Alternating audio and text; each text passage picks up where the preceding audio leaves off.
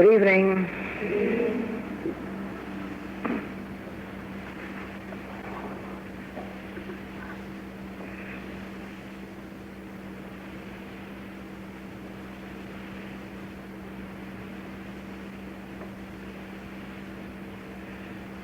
We live on two different planes of consciousness, and many of the conflicts that come into our experience come in because we live sometimes on one plane and sometimes on another, and often these planes conflict with each other. And even when we live on the one plane, if we do not rightly understand it, we set up the conflicts within ourselves that result in what we call punishment to ourselves. On one plane, we are mental beings with bodies. That is, we are a mind and a body. And the body is governed by the mind. It can be governed by the conscious activity of mind, or it can be governed by a subconscious activity of mind.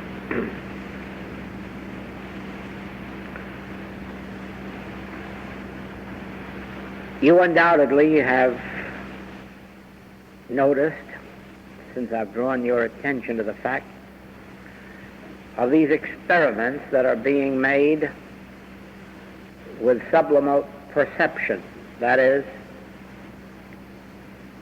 the broadcasting over television of advertising which you never see or hear. It is not aimed at your conscious mind, it is aimed at the subconscious, and you do not have to see it or hear it. You have no knowledge that it's even taking place. And yet, if you're not alert, you will obey it. In the first experiments,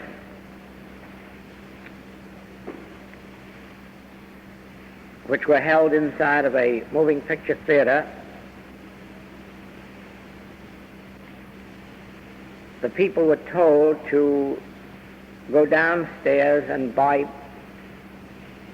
popcorn and Coca-Cola. Made no difference whether they wanted it or not. They had to go and buy it, and they did. They gave their good money for something they didn't want, had no use for, and wouldn't otherwise have bought. But the action on their mind was so strong, even though they didn't know it was there, that they had to obey it. Now, they have been continuing these experiments. The last one was performed over television into private homes, and those who were running it told the people to go to the telephone. Now, of course, they had no reason to go. The bell wasn't ringing, and they had no message because they were watching a television show. And they haven't yet published the results of how many did go to the telephone, for no reason at all, except that they had been directed without seeing or hearing the message, and yet obeyed. Last week they began a new series of these experiments in the schools. They're going to save this next generation the trouble of studying.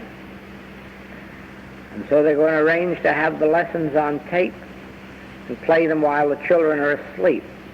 And they'll just wake up in the morning and they'll know how to speak German, French, Italian, Spanish. They'll know mathematics, science, and everything else. And they won't have to think, and they won't have to study. They won't even have to know whether it's true or not. But if somebody pumped it into them when they were asleep, they will accept it. Now this shows the extent to which our bodies obey the dictates of the mind. And on this human level, that is exactly what happens. The body is subject to the mind. Now, on this same level, there are certain laws. They're mental laws, and yet, if we violate them, we get punished. The Ten Commandments are some of those mental laws. And it is surprising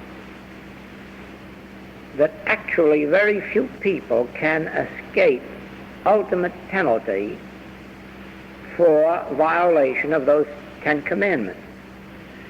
Even those that are just purely mental, like not envying, not being jealous, not desiring the other person's property. Just violating those mental urges brings punishment. That is called the law of cause and effect.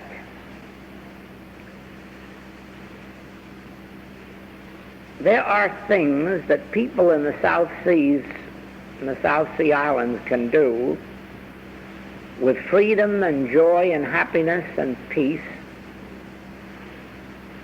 because under their laws they're right, which if we did, we would suffer severe penalties for, because under our laws they're wrong. Yet they're the same deeds, the same acts, the same thoughts. Yet they act differently. The reason is that they act in response to a law. And any law which we accept and then violate brings its punishment to us. That is why the Master gave us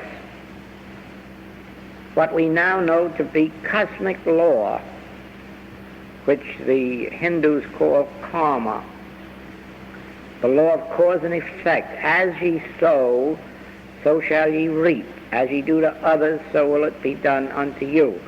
All of this is because we as humans live on a mental plane, and even the body is subject unto this mental control. Now, there is another plane of consciousness, and Jesus spoke of this one in several different ways. For one thing, he spoke of it by saying that this kingdom, my kingdom, is not of this world, that mental and physical world. He also said, my peace give I unto you, not as the world giveth. Not as the world giveth. There's a different type of peace than can be known with the mind or body. And that was the my peace that belonged to this kingdom, which is not of this world. It's an entirely different realm of consciousness. And in that higher consciousness, there are no laws. There's no cause and no effect. There is only being. There's neither good nor evil, up nor down. There's just being. Strangely enough,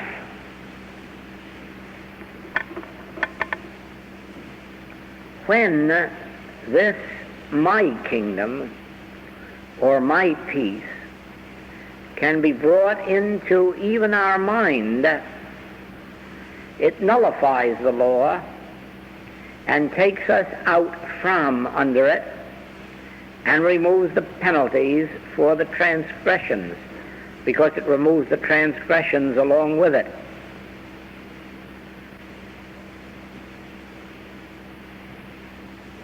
Every illness in the world comes to us as a result of the violation of some law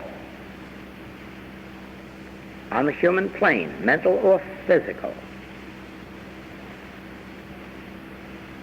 If there were no violation of a law, there would be no discord, no disease, no sin. There's always a law of some kind being violated, like sitting in a draft and catching cold, getting the feet wet and catching cold, getting a germ and getting a disease.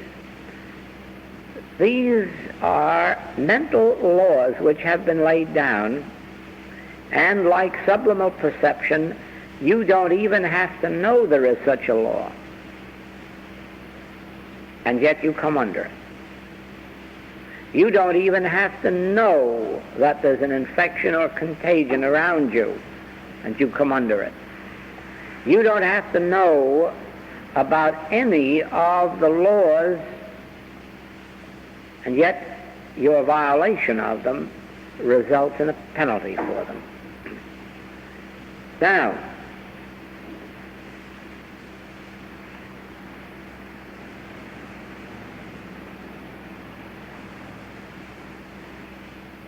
it is for this reason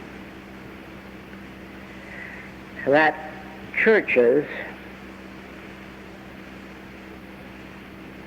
make the appeal that they do for people to obey the Ten Commandments, so as not to bring on themselves punishment for the infraction of law. And you might believe by that if you were obedient to the Ten Commandments, that you would never suffer. That is not so, because those are only 10 commandments that you know about, but there are a million others that aren't written, that you know nothing about, and yet when you violate them, the penalty is yours. A newly born child may know nothing of the law of getting in drafts, but if it gets in a draft, it's apt to catch cold. It is not violating the law consciously. It is not stealing, lying, defrauding, cheating, envying, committing theft, adultery, murder, but it pays all the penalties as if it were. Because you do not have to know that there is a law, and you do not have to know that you are violating it in order to come under its penalty. All of the error of this human world is just as invisible and universal as the subliminal perception, and operates in the same manner. It operates without your conscious awareness of it. Now that makes victims of everybody on the face of the globe. And as a matter of fact, everybody born into this world is a victim of all of these hidden laws and hidden beliefs. You here, of course, know how the activity of the good kahuna and the bad kahuna works. And you know that it works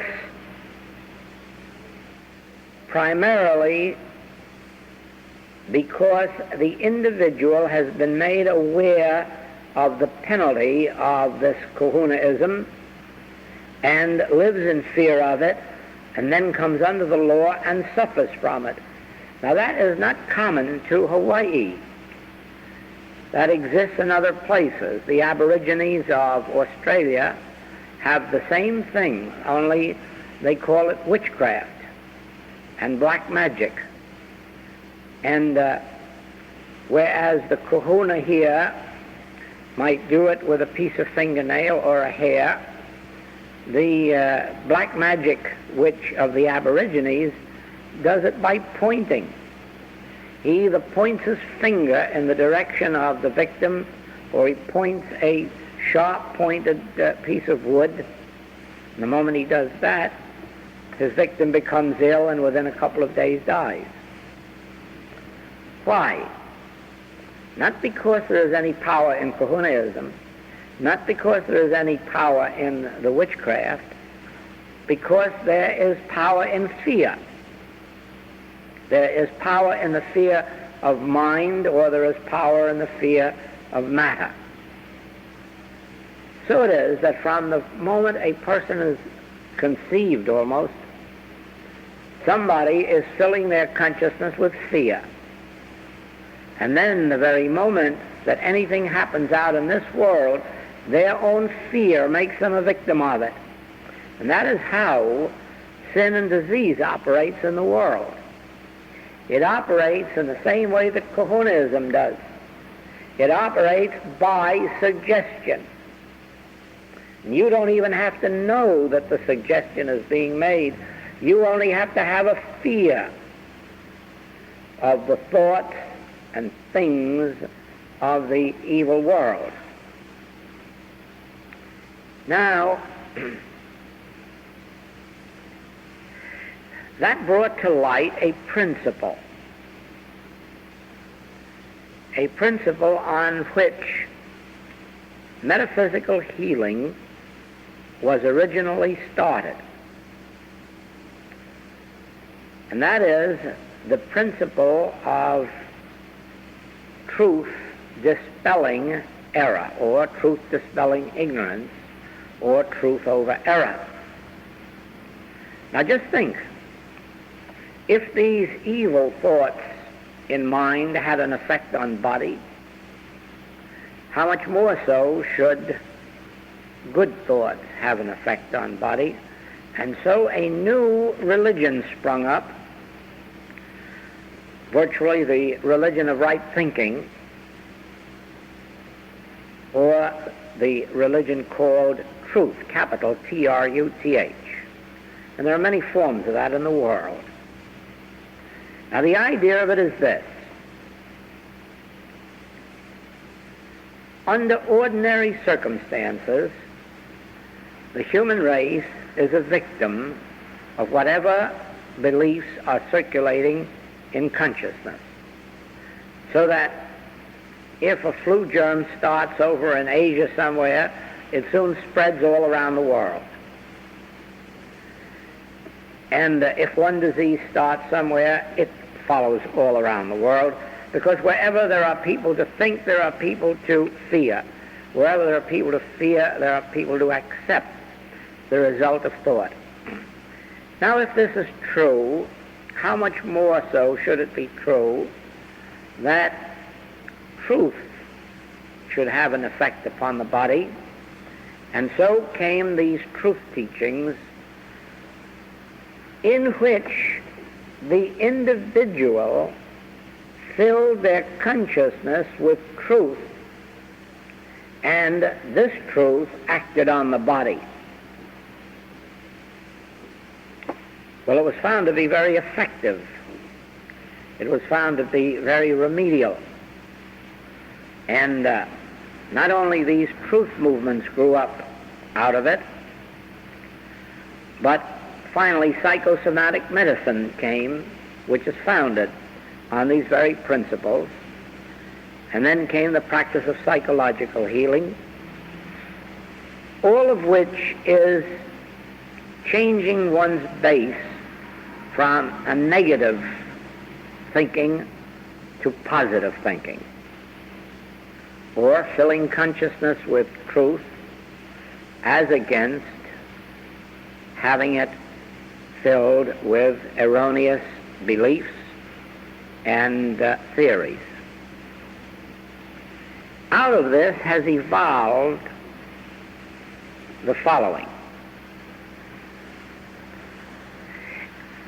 Your mind, imbued with error, wrong thinking, negative thinking, produces a negative condition of body, or a pocketbook, or a family life. Your mind, imbued with truth, results in a healthy body or healthy person or healthy family life. In other words, it is a question now of decision, whether one is going to wake up in the morning and accept every thought or any thought that comes to them, or whether they are going to take a positive stand to reject the negative and accept only the positive. Now,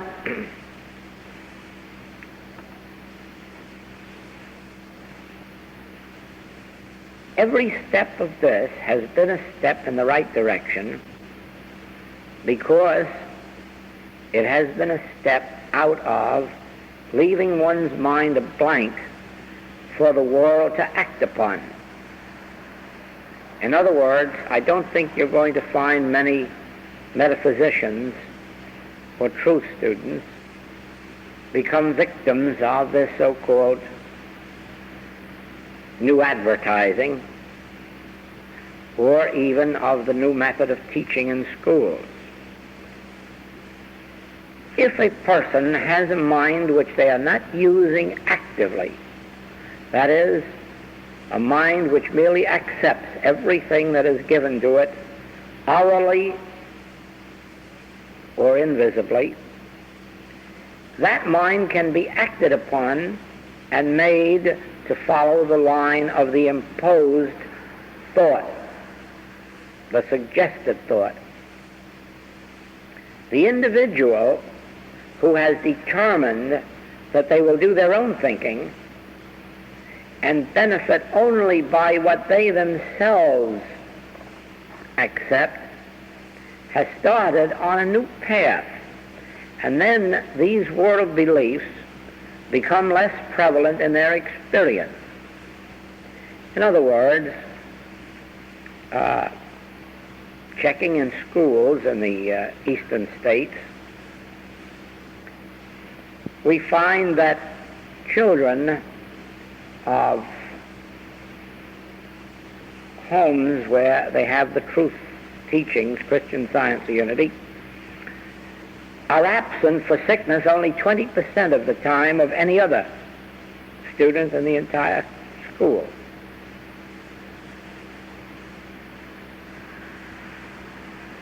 In every way you find that these people, regardless of which truth teaching they take, are less victims of this universal mesmerism than the world itself, and are less affected by the conditions of the world.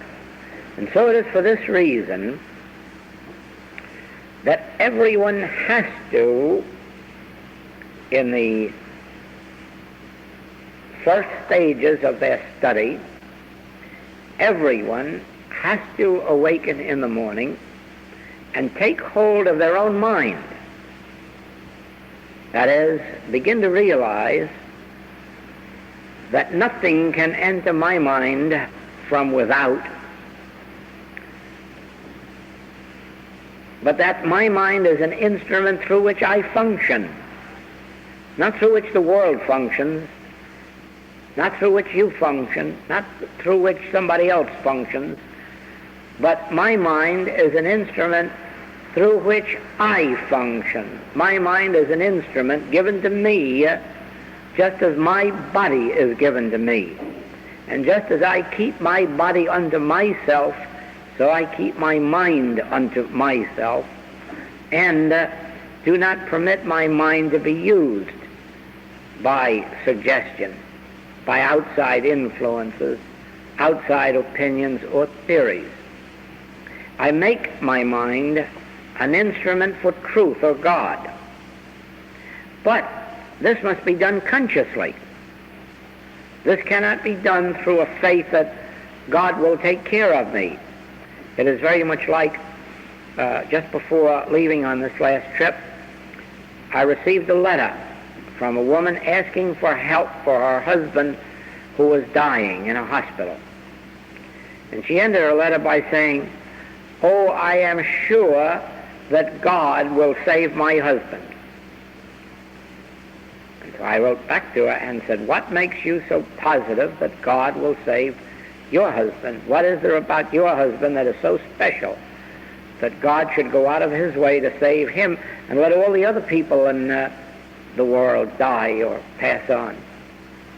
Why will there be many, many deaths and your husband escape it? And God is going to help your husband escape it. Why? What has your husband done to deserve this? What have you done? What makes you so confident that God, or are you any different than all the other wives with husbands dying who also feel that God will make an exception and save their husbands? Now tell me, why should anyone feel that God is going to make an exception and save their husband or wife or child or parent? Why? And the answer is, if you're intelligent, it isn't. It isn't. If we are to be saved from these world influences, mesmeric influences like disease and death, it isn't going to be a God that's going to save us from them. It is because we refuse to let our minds be acted upon by these world beliefs and hold our mind open only to God. If you abide in this word and let this word abide in you, you will bear fruit richly. If you dwell, live, move, have your being in the secret place of the Most High, none of these evils will come nigh your dwelling place. Now, there isn't a God somewhere that you can say, oh, I can rest because none of these things are going to happen to me. They aren't going to happen to you if you are in obedience to the principle of keeping consciousness filled with truth. If you are shutting out the world beliefs as power and realizing that the only power operating within you is the power of truth, whether or not you consciously know a specific truth, isn't it? But whether or not you know that truth operating in consciousness is power and that nothing else is. You see, even among some of our students, there is too much superstition, far too much of blind faith that there's some kind of a God that does something for metaphysical students that it doesn't do for other students. And that's a fatal belief. God is God, and God is no respecter of persons.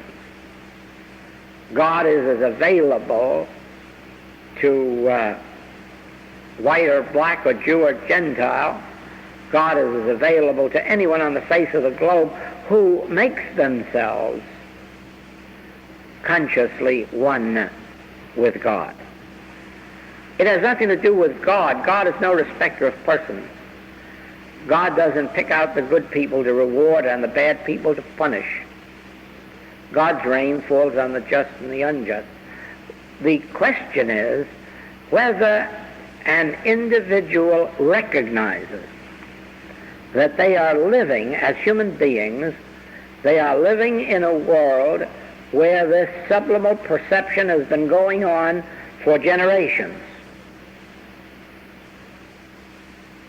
This suggestive therapy, this hypnotism, and that it goes on unknown to you as individuals, yet operative in your consciousness through what now the psychologists call the subconscious.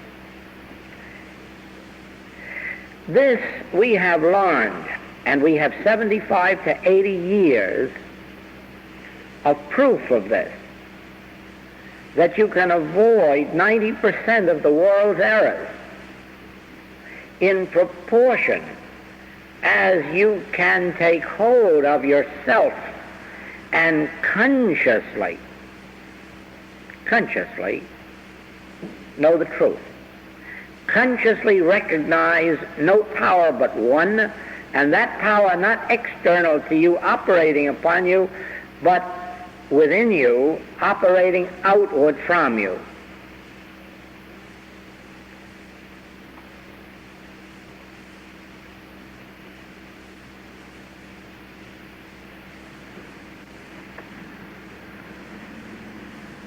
This room, at this very minute, is filled with all of the error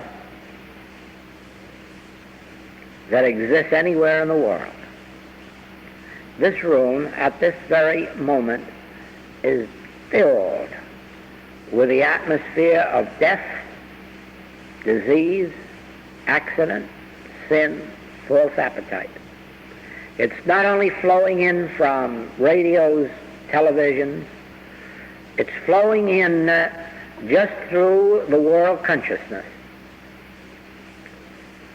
Now then, not knowing this, one may become a victim of it in one form or another.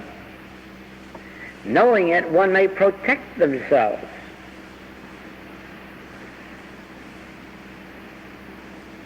Watch what happens in your experience when you learn to awaken in the morning and absolutely bar from yourselves the possibility of the world thought entering you and operating in your experience. Ye shall know the truth, and the truth shall make you free. 1,000 shall fall at your left hand, and 10,000 at your right hand, but it shall not come nigh you who dwell in this truth. Now just remember this, that, and this is no new thing, this has been going on ever since there is recorded history. There have been wars and rumors of wars and threats of wars. There have been plagues, droughts, floods, storms. And yet Scripture says none of these things shall come nigh thy dwelling place. This either must be true or Scripture should really be ruled out.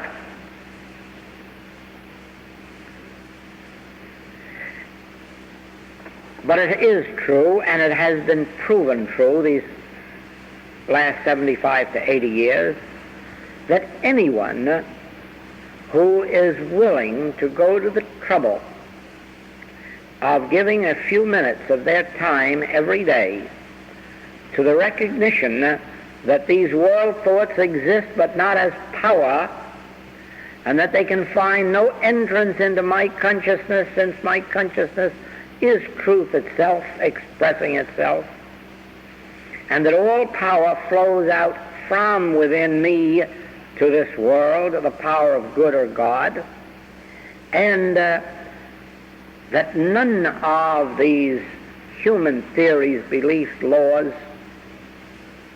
hypnotic suggestions can enter to defile or make a lie. The government made use of some of this principle in the last war when it was found that the Germans were hypnotizing flyers or crews of airplanes that they captured, hypnotizing them and then getting information from them. And they taught flyers after that when they were being interrogated, just to keep one thing in their mind, 2 times 2 are 4. 2 times 2 are 4. And regardless of what is asked of you or what suggestion is made to you, keep in mind that 2 times 2 are 4, and you cannot be hypnotized. As long as you have a truth in your consciousness, you cannot be made to accept a lie. And hypnotism is not truth. Now, it is in the same way. If you learn to abide in spiritual truth and learn to apply it to every experience of daily living, you will nullify the negative thoughts and things that come at the world through this universal mesmerism that's operating. Now, just think that even though the radio in this room is not turned on, and we can't hear it, just think that it's operating in this room. Just think of all the other things that are operating in this room that we can neither hear nor see. And then wonder why you go out of some buildings feeling jumpy and nervous, and go out of other buildings feeling calm and at peace. Just walk into a church where there is a dedicated minister, a rabbi, a priest, one with their heart and soul in their ministry, and see if you do not quickly lose all of the nervousness and tension and fear and doubt and settle into an atmosphere of an inner peace. And why? Because that temple, church, synagogue, mosque, whatever it is, has been kept through that minister with a pure atmosphere. So it is. When you maintain your mind as a temple of God and are willing to let nothing enter your mind except that which comes from God, you too will find that you're living in an inner peace. Now, all of this is in the realm of our human experience. But we become the determining factors as to whether that human experience will be harmonious or inharmonious, whether it will be successful or unsuccessful, whether it will be good or whether it will be evil. And we determine that by the degree of our devotion to the practices, that is, the willingness to take some part of every hour to remind ourselves that we are not victims of whatever it is that's floating around in the air, whether thoughts or things, but that we are the outlets for the presence and power of God, that our mind is the temple of God, just as the body is the temple of God. And then we determine for ourselves a more harmonious existence. Now, very many people believe that they themselves are negative, or that they themselves are evil, or that they themselves are responsible for not doing the things they should do. Even Paul accused himself. The things that I would, I do not, and the things I would not, that I do. As if he himself were responsible for that. He wasn't. Everyone on the human plane is acting and reacting in accord with some suggestion that's being pumped into them from this universal belief. And the only way to avoid it is to learn how it's done. And this is the way it's done.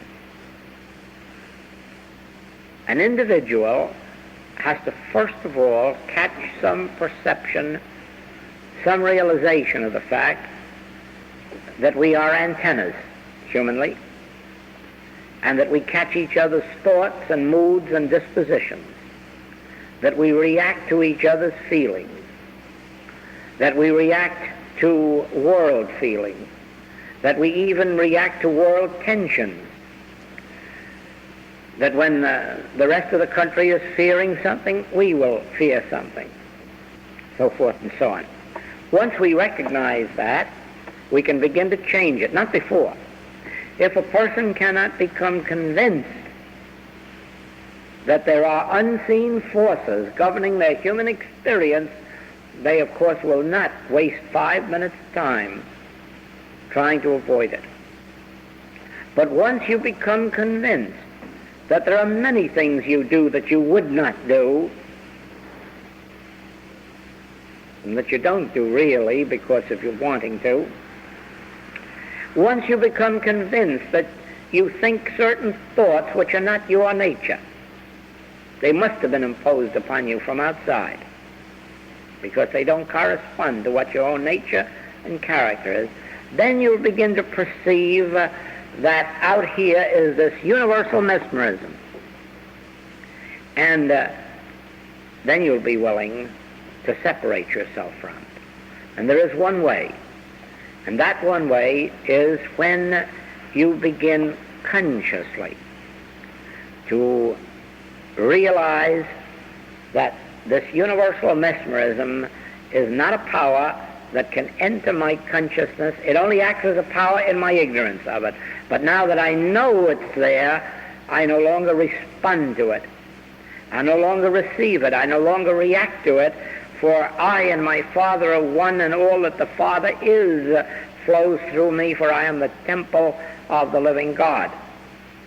Now watch that change when you make yourself consciously one with God, when you open yourself and make yourself a state of receptivity to anything and everything that flows from the kingdom of God within, and shut yourself off consciously from the world's mesmeric influence. You see,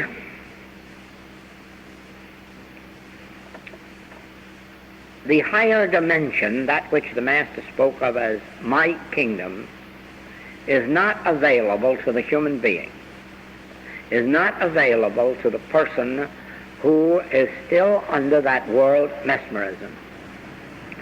It is only as that world mesmerism lifts and we can become as conscious of God operating in us as heretofore we were conscious of fears, doubts, suspicions, hate, envy, jealousy. Only then do we become susceptible to the operation and the activity of the kingdom of God.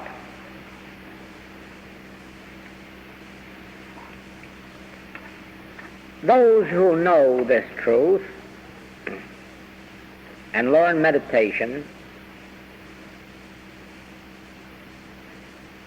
are in a position, having nullified from their experience the operation and activity of this universal hypnotism, they now are able to sit back and say, "Speak, Lord, thy servant heareth," and gradually to develop an inner awareness or contact, and the still small voice then becomes the bread, the wine, the water, the life of individual being.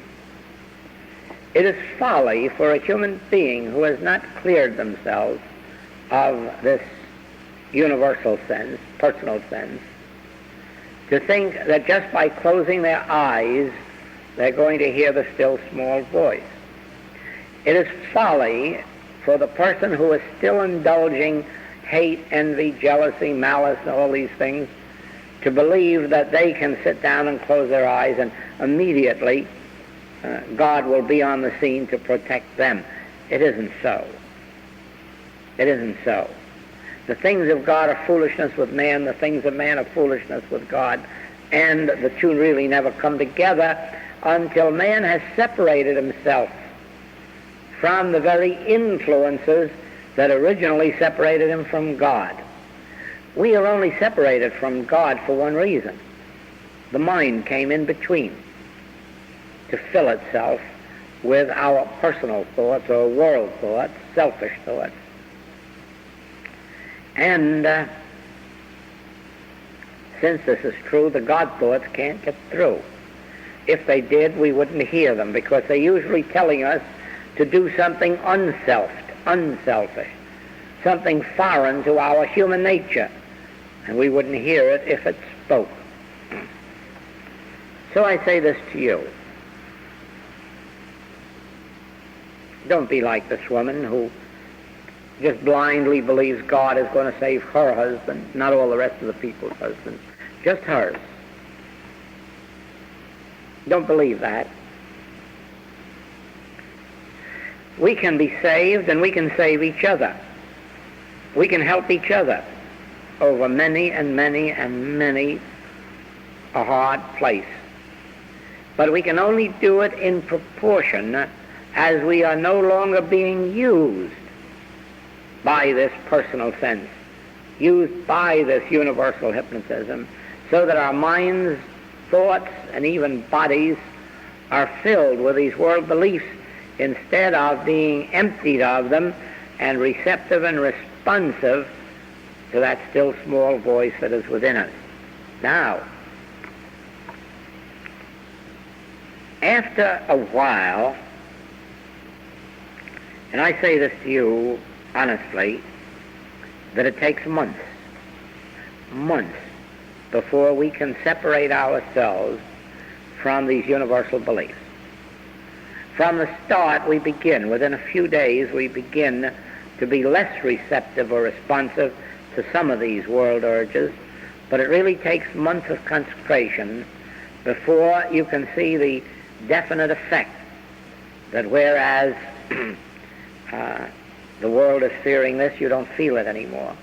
Whereas formerly certain things roused in you anger, resentment, rebellion, desire for revenge, now you're entirely indifferent to them. Whereas before certain things brought out fear, doubt, now you're not responsive to them. It doesn't enter your mind. Whereas before certain things brought out greed or fear or selfishness or sensuality, now you just don't respond to them anymore. They're as if they weren't around even. So it is. First, learn this lesson. The human world, the people in it, are victims of every negative, diseased, sinful, poverty-stricken state of thought that operates as human consciousness. And it strikes at you wherever you're weakest. If you're fearing disease more than anything else, it's a sickness that hits you. If you fear lack more than anything else, it's a lack that hits you. If you're susceptible to a false appetite, that hits you. Whatever it is, your weakest spot, that is where it hits you. If nothing else, it'll make you fear ghosts somewhere. Now, part of our work as students is to obey the Master's injunction to come out from among them and be separate. And remember this, he didn't pray that we be taken out of the world, that we be left in the world, but not of it. You'll know when that's happening in your experience, when you are responding less to the world's impulses, to the world's fears, the world's doubts, the world's sins, the world's lacks, the world's diseases. When you have more and more immunity, when you go through life less and less aware that those things are going around, or if you're aware of them, they make no impression on you, then is when you know that you are being freed from world mesmerism and are now in the world, but not of it. Now you're of the kingdom of God. Now the still small voice can take over and direct you, lead you into green pastures beside the still waters. Now the inner spiritual impulse can do those things for you which Scripture promises, can go before you to make the crooked places straight. But you yourself must be freed of the hypnotism of this world. No one can do that for you but you. When you ask for help of a practitioner, the practitioner does it for you on that particular subject at that particular minute. But you yourself are ready. As Jesus said, if you get rid, sometimes you get rid of one error only to make room for 7 more to enter. And so it is that a practitioner may nullify some form of error for you, break some form of hypnotism for you, and allow you to have 7 worse ones come at you. Why? Because you have not freed yourself from the invisible influence that exists as universal hypnotism. Now, don't make the mistake of fearing this invisible influence, for it isn't a power except to those who either are ignorant of it or who give it power. It isn't a power once you realize its nature. Then it is as if you were a radio set and you could turn off any station you wanted. And so you can. At this stage of your experience, you can shut out from yourself world hypnotism. It'll take you a few months to really accomplish it, because you have to do it faithfully. You have to do it several times a day. You have to, first of all, give recognition when something says, I have a headache, to say, no, it isn't I who have the headache. That's that universal sense striking at me. Or I have a lack that I can't fill. No, it isn't I that has the lack, but I'm accepting this universal sense, and so forth and so on. You know through the writings how it's done. I'm merely calling to your attention the fact that you will not only be in the world, but you'll be of it, until you break the hypnotic sense that makes you the victim for all of this silent thing that goes on. Now just think of a child who's going to learn arithmetic without study and goes to sleep at night, and the machine starts playing and it tells him that 3 times 3 are 9, and 4 times 4 are 16, and 5 times 5 are 25. And he wakes up in the morning and he has no knowledge of these things, but he says them and recites them. Think what's happened to that child. It's lost its mind.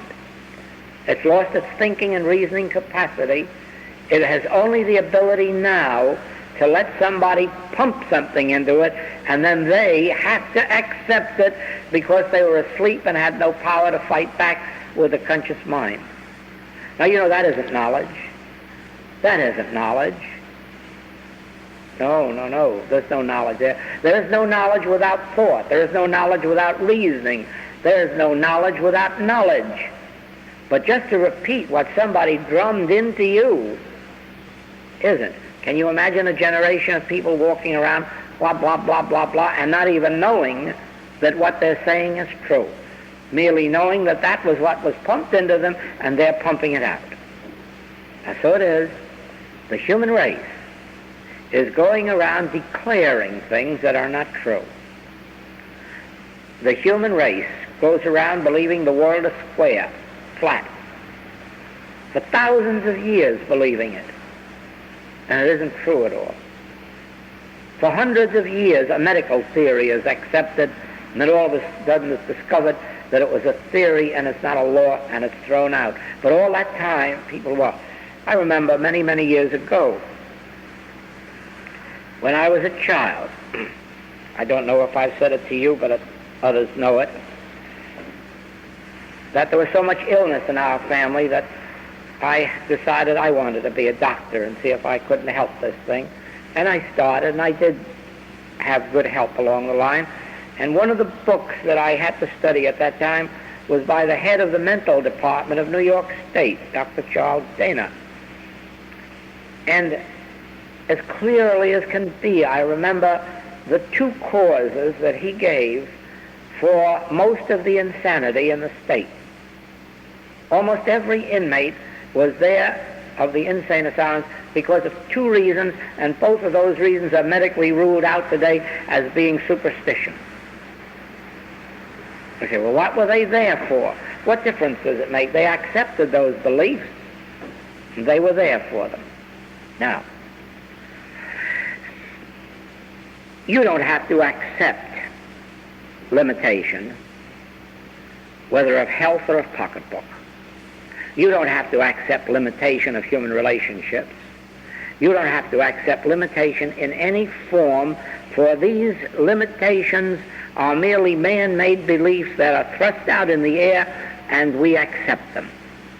We can stand for the fact that I and the Father are one, and all that the Father hath is mine, and declare for our infinity and demonstrate it.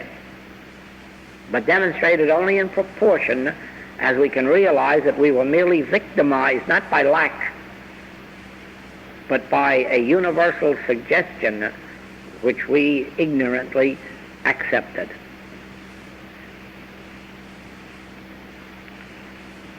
Much of this comes under the heading of what we call protective work. But it's a bad name for it, because protective work would indicate that there is some power to be protected from, and all we want to be protected from is our ignorance of our true identity, our ignorance of the source of true wisdom, so that we don't take our information second-handed because it's pumped into us from without when we're unconscious, when we're not aware of it. And most of the things we know aren't really true. As the King of Siam says, the things I'm positively sure of, I know now I'm not absolutely positive of. And that's the way it is. Don't forget that. Most of the things we know aren't true at all. Most of the things we know about each other aren't true at all.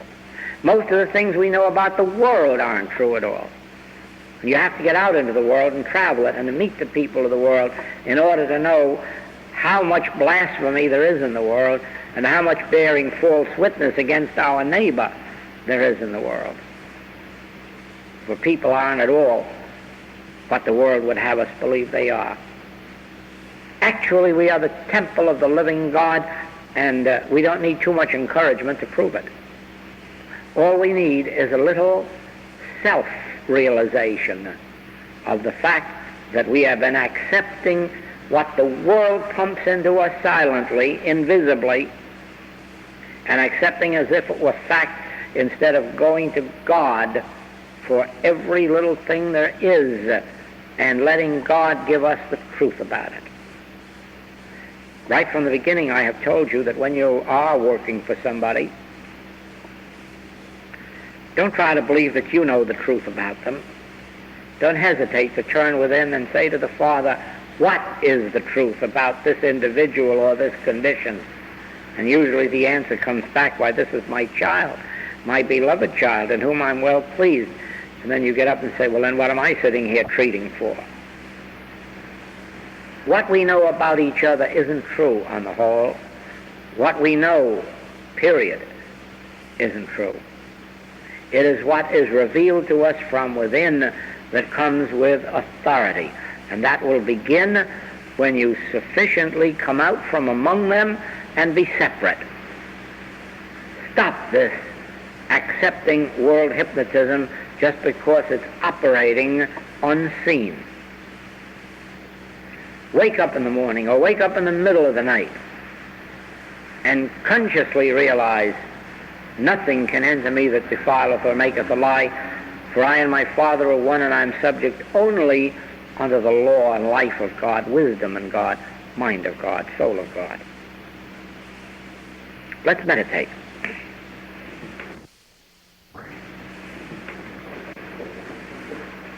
Here,